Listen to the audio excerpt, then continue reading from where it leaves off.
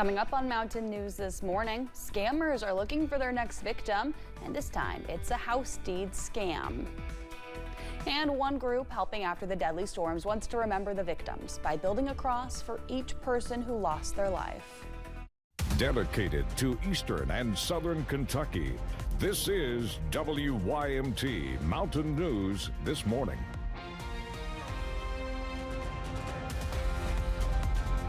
Good morning and a happy Wednesday to you, Mountain family. I'm Amelia Lee here with you on this June 11th. We are just about at 5 o'clock this morning, which means it is time to check on in with Megan Dusmall this morning. Megan, some mugginess, some fog. That's kind of what I've been seeing today.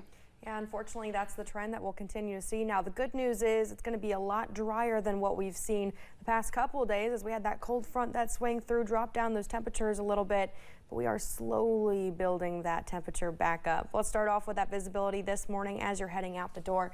It's a little bit of a foggy start, especially for our southwestern counties. Looking at 1.7 mile visibility in Williamsburg and 1 mile visibility in Harlan. So just drive safely out there if you do encounter any patches of dense fog.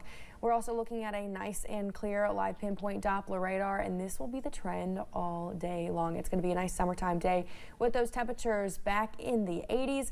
So let's talk about those temperatures. This morning, we're seeing about the 50s and 60s across the region, so not a terrible start. And then the 80s will be in full swing this afternoon, mainly looking in the mid to upper 80s for our eastern Kentucky counties. For our Virginia and West Virginia counties, though, we are looking in the upper 70s and low 80s with just a little bit of pop out mid 80s for the day. Here's a look at that forecast as we're going through the next couple of hours. Again, seeing those temperatures warming up and seeing a mixture between mostly sunny and sunny skies. Amelia. The Perry County Sheriff's Office and others posted on social media about a scam alert. WYMT's McKinley Calandrino spoke to the sheriff about a text scam you may have received recently.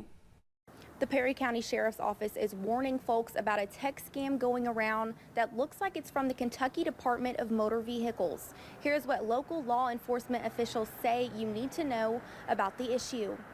The text states that it's from the Kentucky State DMV, warning folks about a final notice of an outstanding traffic ticket. The text goes on to state penalties that will be taken if you do not pay by June 8th.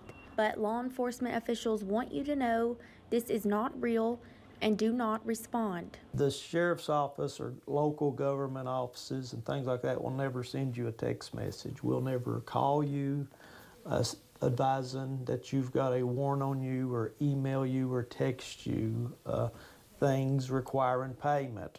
If we have any kind of a problem like that we need to address, we will directly contact you by coming to your house. Officials say that if you have clicked on the website or you replied back to the message, not to worry, but check your bank account for any fraudulent activity. In Perry County, McKinley Calandrino, WYMT Mountain News. Sheriff Ingalls says if you are curious about whether a text is real, you can call your local government agency and ask if you have any outstanding balances or ask about whatever that text might say. In Laurel County, the clerk's office received 2 calls within 24 hours from scammers trying to access 2 different people's deeds to their homes. County Clerk Tony Brown tells us one of the scam victims is a tornado survivor. When deed room employees noticed red flags during one of the calls, they asked for an ID. And they actually sent an ID with the wife's name and her driver's license number, but it had the incorrect address on it.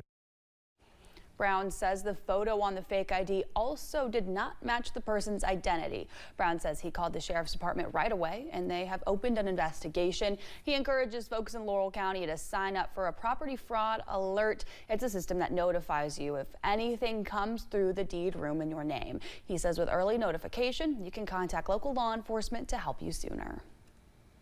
Disaster relief organizations traveled from all over the United States to serve folks in southern Kentucky after the tornado. But one ministry from North Carolina came without a plan on how to help, but left an impactful memorial. Emerge Ministries felt called to serve in Kentucky, although they didn't know how or where to start. After spending time praying for families in the Sunshine Hills community, Judy Norris said their mission from God was clear. We went on faith because we had no idea what we were going to do. We had absolutely no money to do it. We didn't have a big team to do it, but we went on faith. We got there. God showed us our mission. He gave us absolutely everything we needed to complete our mission, and then we just left. They built 20 crosses to honor and remember those who lost their lives in the tornado, and a place where families and victims could go and grieve together. We'll have more about this at 6. Some meteorologists and tornado researchers believe the region dubbed Tornado Alley is beginning to shift east, including our western counties. You can see the map on WYMT.com, and you can again see that map. Smith lives in Laurel County, where 17 people died and more than 800 homes were damaged or destroyed. He says years down the road, he hopes people will remember more than just the destruction.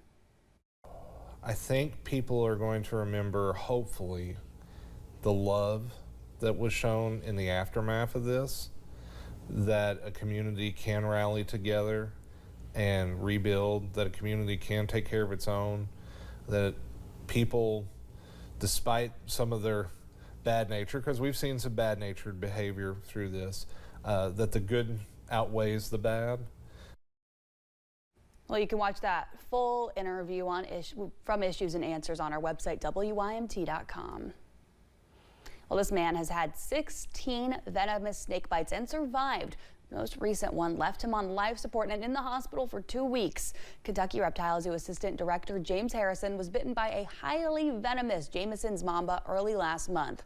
Kelsey Soto shows us Harrison's road to recovery and why he continues his work with such dangerous animals. Jim Harrison was trying to pair up a set of Jameson's mamba for breeding purposes. The male snake touched the female snake's tail. She quickly slithered out of the cage. Harrison tried to capture her, but the male mamba saw an opening and struck him in the hand. I actually had to pull it off my hand. I almost took a second bite because I had to catch the other one. Harrison had anti-venom and had to be medevaced to UK hospital. Then I crashed and they said my jaw locked, which is common with neurotoxin, and they had to forcibly get the intubation tube into me. The assistant director of the Kentucky Reptile Zoo was placed on a ventilator for a few days and had a 2-week hospital stay. You could see in this video the venom working, forcing his leg muscles to twitch. This is his 16th venomous bite. This was a desert horn viper from Saudi Arabia over 35 years ago. I average 600 to 1,000 venom extractions a week and have been doing that for 50 years. Here's some video of Harrison days after his release from the hospital, back at it, extracting venom from that same type of snake.